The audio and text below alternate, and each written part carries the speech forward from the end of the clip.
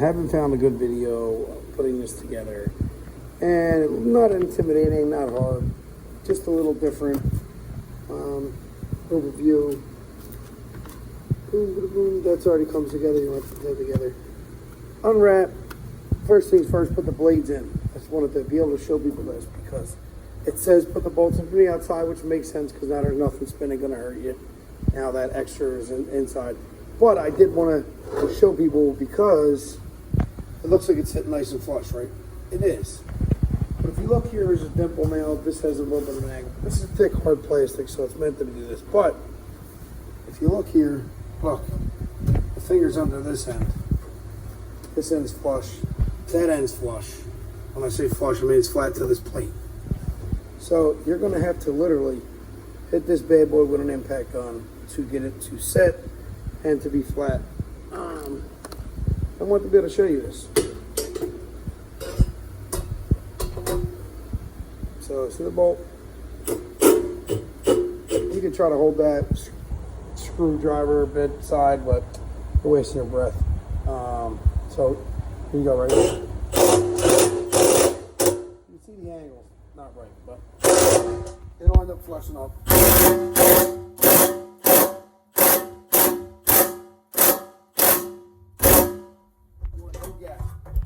You want no gap here. You want no gap all the way around this plate. And it is dimpled to the left a little bit. Like that's twisted obviously, but it's how it's designed. You're gonna put all 6 of them in, top, bottom, top, bottom, top, bottom. Then you put the bushing on the back side. And if you read the directions, it's gonna tell you the bolt goes from the outside, just like it looks like. It's kind of weird because you see there's a cutout even on these ones for a square. The carriage bolt style square bolt. So put them in the right way. Bottoms, tops, and the bushing. Make sure obviously the gasket's on the outside of the washer. Of the bushing on the inside of the bushing, outside of the plastic. And then we're going to move to the next step. So the next step 4 is you're going to install the left and right side frame. Note the back of the mixer, the end with the 2-inch round foot stabilizers. Make certain that the small bolts that hold the lanyard, small bolt that hold the lanyard, are on the outside. All right. And do not tighten all the way, these 4. And I'm guessing you're not tightening these 4 all the way yet because the next job we do is put this plate on, and it probably is going to have a little bit of give left and right. And in the picture, as I see, these 2 little dots are going to be on the inside. And we're on step 5. So engine base plate, slotted holes should go to the back of the mixer. Bolts used, lock plates inside. Place the mixer frame on flat surface. Now tighten all the bolt surfaces to the mixer. Sits flat when you are finished tightening. So take these 4 bolts, nuts out. Put the plate on, put them in tight. Just a quick note, these nuts are all going to be 14. These ones are going to be 17. You're going to need a 17 socket and a second 17 wrench. Socket on the outside, wrench on the inside, blah, blah, blah. We're not going to go crazy showing you every detail and everything we do every second. But we're going to start to snug these up. We're not going to snug them up until we're 100% close, and then we're going to put it on a flat surface and tighten them up. So me personally, since this is slotted like it is, I'm not tightening it up because if it's slotted, that tells me that there's something has play. And if I obviously tighten it this way, and then I got to loosen it to go that way to get the motor locked in place, I'm not going to want to fight with that. Anyway, the next thing we're going to do is put the gearbox on. Make sure it's a 10 millimeter. Take the 4 mounting nuts and all the hardware off and place it in the hole. You're going to have to take this nut off to get it through because it goes on this side through, because obviously we need this pulley on this side because the motor's going to be on this side. Sorry. Motor here, pulley here, belt, and the other side will be our drum.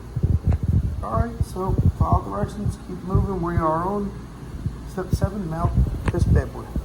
Pretty funny in the direction that says be careful not to over tighten the nuts, but there's no torque specs anywhere in this for what it should be. So I'd recommend using a wrench or a socket by hand, not with a thumb. I will say at this point you can tighten up these 4 nuts and bolts because now this is in place physically, so we're not worried about it lining up. Okay, so next is install the engine, but just put the bolts in loose. I snugged them up. You got a 14 on top, 13 on the bottom. It says install all the way left. All the way left. So I pushed it all the way left. I stuck the belt on. It didn't tell you to, but if you stick it on before you put it on, it's just a little easier. All the way left. Get the bolts in snug, not tight. So it's telling you next in small.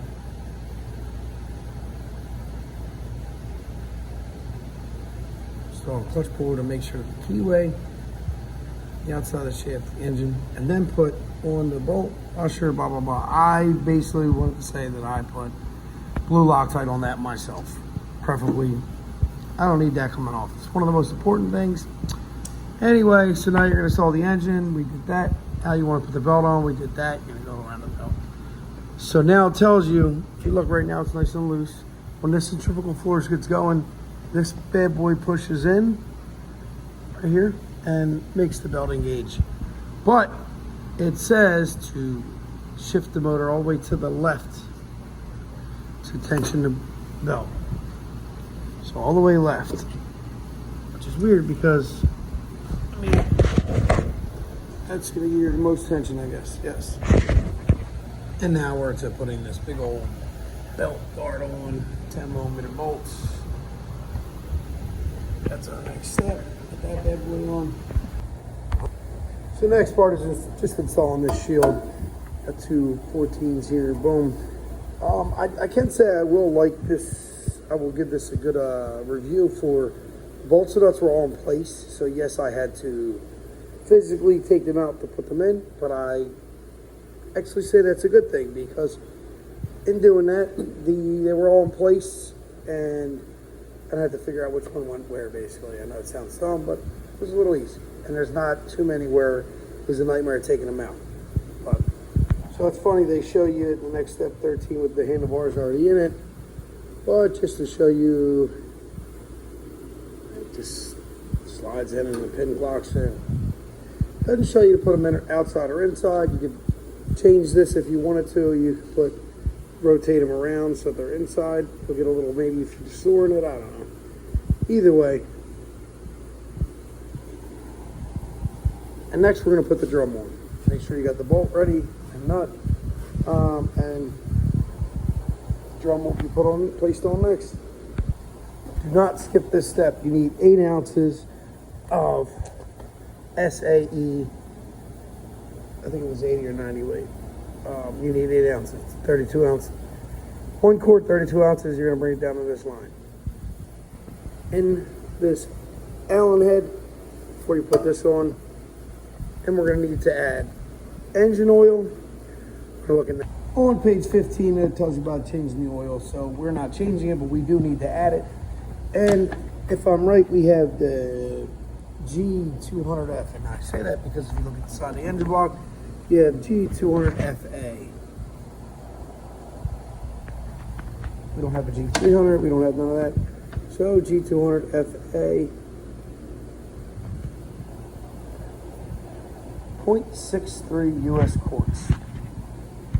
So depending where you live, what the temperature's like around you, this oil is manufactured effective performance and service of life. Use 4-stroke automotive detergent oil. SAE 1030 is recommended for general use.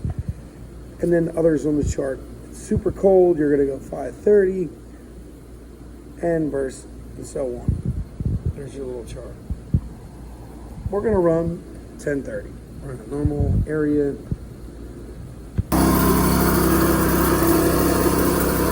case you don't know how to start it, that's how you kill it. That's how you kill it, but that's also how you start it. You turn it on, Come over here. If it doesn't want to start early, you pull this all the way left. I'll choke it for you. You want it to run, you push it to the right. Gas to the right is on. Gas to the left is off. Pull start pretty simple, especially right now. There you go.